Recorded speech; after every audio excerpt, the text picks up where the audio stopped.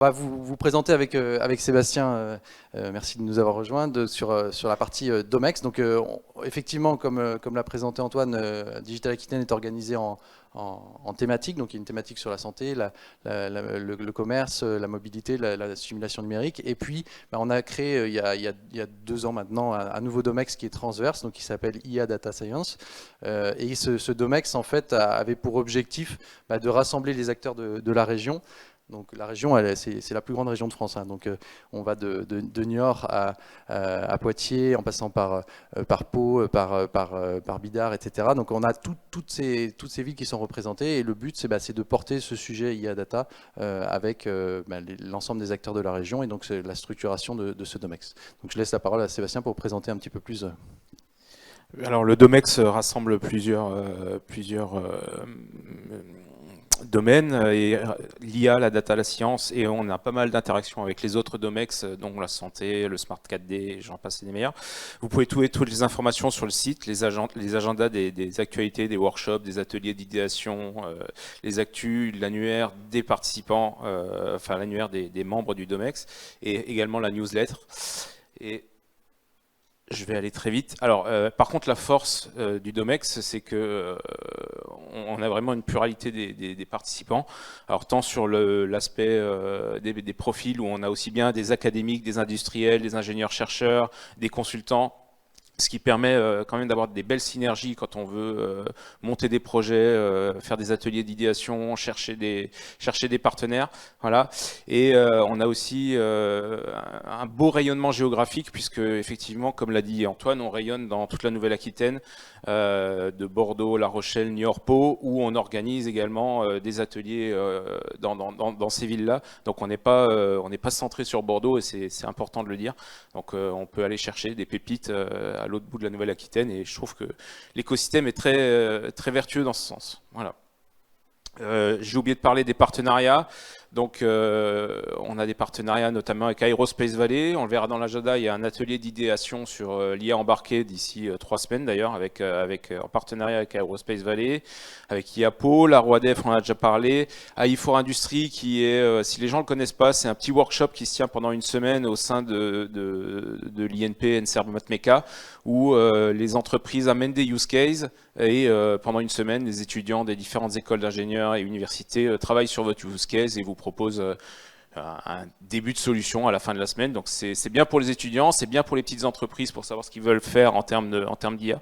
Donc honnêtement, je vous conseille d'aller voir ce qui se passe du côté d'AI4 Industrie. Et il y aura une session donc cet après-midi dans l'Amphi 1 avec Denis, je ne sais pas si tu es là Denis, qui présentera donc les deux gagnants du concours de la semaine, c'est à 15h30 ou entre 15h30 et 17h. Merci. Voilà, alors je ne peux que vous conseiller AI4 Industrie, c'est comme ça que ma société est rentrée dans l'IA, et depuis c'était un bel accélérateur, voilà, en plus du Domex. Là, vous avez le panel, la cartographie des adhérents dont a parlé Antoine tout à l'heure sur Data Aquitaine et de Digital Aquitaine, pardon. Et vous pouvez adhérer via le site. Voilà. Ça, c'est toi qui reprends la main. Ouais, je peux reprendre, enfin comme tu veux, sinon. Oui, non, bah, vas-y. Alors donc du coup sur les différentes, alors on va pas avoir le temps de tout vous décrire un petit peu tout ce qu'on fait pendant l'année, mais c'est pour vous expliquer aussi qu'il n'y a pas que la conférence Data Aquitaine. Donc on fait pas mal de partenariats pour essayer de continuer à organiser des événements pendant l'année, hein. Donc on a des événements qui sont organisés avec, tu parlais d'Aerospace Valley, notamment sur des sujets d'IA de confiance, d'IA en santé. On a fait un partenariat avec TIC Santé. On a fait une conférence sur le pricing dont je vais parler juste après. On a travaillé avec le Cercle de l'Arbalète plus sur les sujets de défense. Et puis on a organisé les mini néo-business. Donc ça c'est plutôt avec l'ADI pour des conférences plus appliquées sur la partie business. Côté écosystème, on est relié aux écosystèmes nationaux et internationaux même, donc on travaille pas mal avec le Hub Francia notamment sur tout ce qui est cartographie, échange des dynamiques, faire redescendre des informations dans notre pays assez centralisé pour essayer de faire profiter les régions. Et puis on a tout un tas de partage d'informations, donc tout à l'heure tu parlais de la newsletter, on essaye de vous faire de vous faire passer des appels à projets, de vous faire passer des informations afin que ça diffuse dans la communauté. Et ça va dans les deux sens, hein. Si vous avez des infos, si vous avez envie de recruter, tous les adhérents en fait, peuvent diffuser une offre d'emploi, diffuser une offre de stage, et ou même demander un appel à l'aide sur un sujet pour chercher pour avancer sur un sujet.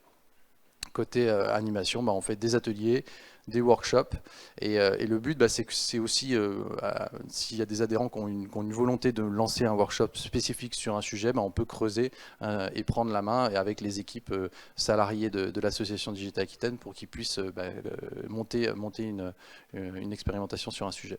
Alors un bon exemple, c'est le partenariat qu'on a fait, tu peux passer au slide, avec Club Commerce Connecté, donc avec François Luc qui s'occupe du Domex. On a créé un groupe de pricing et prévision, donc c'était avec Aquitem, Recommerce, Cdiscount, Feedbox. On s'est réunis, on vous en avait déjà parlé l'année dernière, on a fait 2, 3, 4 meetings comme ça, puis on s'est dit tiens ça pourrait être pas mal d'aller un peu plus loin. Et donc le 6 octobre, on a organisé une première journée, on a fait ça de 13h à 18h à l'Institut de Maths, et ce workshop a accueilli une centaine de personnes.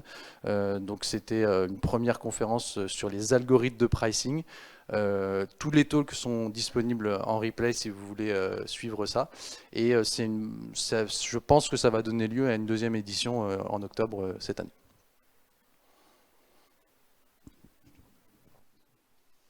Donc, dans l'immédiat, effectivement, il y a embarqué à Agen en partenariat avec Aerospace Valley. J'ai cru comprendre qu'il y avait pas mal de personnes dans la salle qui pourraient être intéressées par ce sujet.